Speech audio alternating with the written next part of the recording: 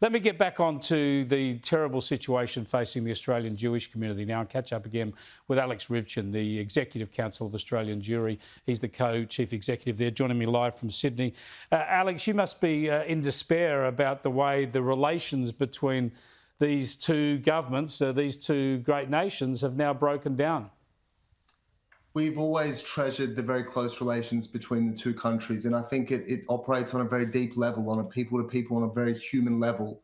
You know, not only is there a very vibrant Jewish community here, as you know, that has deep spiritual and cultural and national ties to Israel, but very many Australians go on pilgrimage to Israel. There are deep academic and scientific ties between the two countries. So to see this sort of diplomatic spat and tit-for-tat, name-calling and so forth, it pains us, and it puts the Jewish community in the middle of this, and it's not where we want to be. And I think a lot of what the Prime Minister of Israel raised in his letter to the Australian Prime Minister is genuine and sincere and legitimate. But I think that because it was preceded by really an insult on Twitter, I think some of the potency of that letter was lost. But we want to see a revival of mateship between the two countries and good, cordial diplomatic relations, and for the differences between the two countries to be dealt with in a dignified way, behind closed doors, ideally, not played out online and, through the trading of barbs in such a way. What must really worry you and so many members of the Australian Jewish community, though, is the continued demonisation of Israel, the extent to which that was inflamed today by Tony Burke talking about the strength in bombing civilians and starving children. And this is terrible demonisation of Israel, and it continues to make the Australian Jewish community feel abandoned by their own government, in the words of Netanyahu. Well, Minister Burke's comments were really outrageous and beyond the pale, and I think he should retract them and apologise for them. And you're right, I feel like the Australian government doesn't realise the connection between demonising language about Israel, about pursuing increasingly hardline policies against it, escalating its rhetoric, and the impact it has on the Australian Jewish community.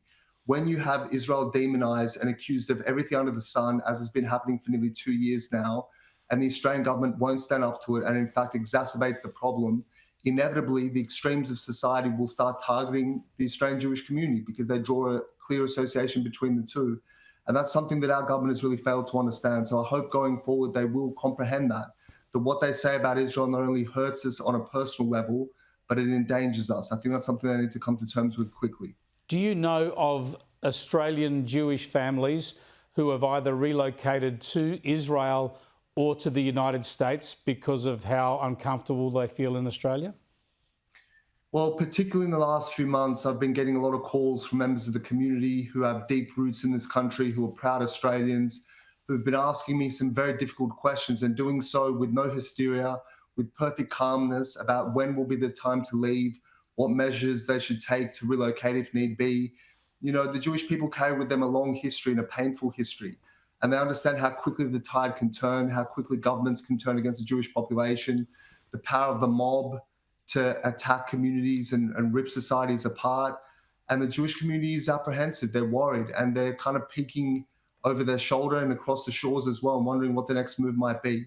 And the fact that patriotic, loyal members of this country are having to even contemplate these things shows a tremendous failure of leadership and really a failure far beyond that. I think it's something that we need to come to terms with as a country, how far we've fallen that this is happening around us. Well said, Alex. Thanks for joining us. Alex Rivchin there from the Executive Council of Australian Jewry. Now, I know a lot of you feel so frustrated and upset by this. This is not a matter just for the Australian Jewish community. This is for all Australians. Their fight is our fight.